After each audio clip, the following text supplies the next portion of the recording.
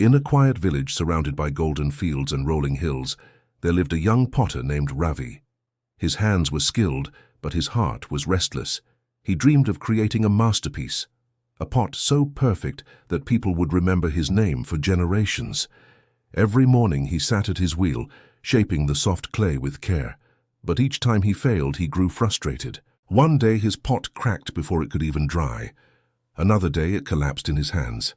By the third failure, Ravi threw the clay aside and muttered, "Maybe I'm just not meant to be great." His neighbor, an old stonecutter named Hari, watched him from across the road. Hari was known for carving giant stones into perfect pillars for temples. His hands were rough, his back bent with age, but his eyes carried peace. One morning, when Ravi sat sulking beside his wheel, Hari called out, "Come with me to the quarry, son." Ravi followed him. The air was dry and dusty, filled with the echoes of hammer and chisel. Hari picked up his old hammer and began to strike a massive stone, once, twice, 10 times, 50 times. Each strike left a small mark, but the stone didn't break. After almost 100 blows, Ravi sighed. "You've been hitting that same spot for so long. It's not even cracking. Don't you ever get tired?" Hari smiled without stopping. "Watch." He raised his hammer once more and struck with calm precision. Crack! The stone split cleanly in two. Ravi's eyes widened. "You broke it in one hit!" Hari laughed gently. "No, my boy.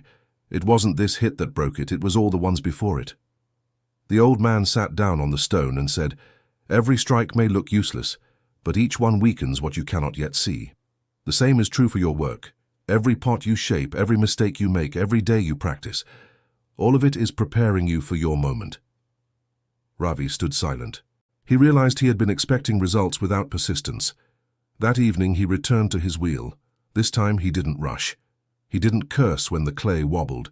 He just kept going. Day after day, week after week, he shaped, failed, learned, and shaped again. Months passed. His fingers grew steady, his movements graceful. One morning, as the first rays of sunlight touched the village, Ravi lifted a pot from his wheel. Smooth, flawless, balanced. It shone like polished gold. Villagers gathered around, admiring the masterpiece. Someone asked, "Ravi, how did you make it so perfect?" He smiled and said, "By failing 100 times and not stopping." Years later, Ravi became the most respected potter in the region. People traveled miles to buy his work, but whenever someone praised him, he would shake his head and say, "Don't praise the pot, praise the patience that shaped it." And sometimes, when young artists came to him feeling discouraged, he would take them to the same quarry and hand them a hammer. "Strike the stone," he'd say, "and remember, greatness doesn't come from one strike. It comes from the 1,000 you refuse to give up on. Because success isn't sudden.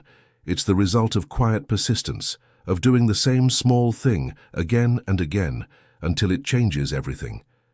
The potter's story reminds us that progress may be invisible at first, but every drop of effort adds up. Consistency doesn't look powerful until it is. Keep striking your stone. Even when nothing seems to move, every effort counts, every failure teaches, every day adds strength. Stay consistent, stay patient, and your time will come. If this story inspired you, share it with someone who's about to give up. Subscribe for more stories that will remind you, small daily steps create the biggest transformations.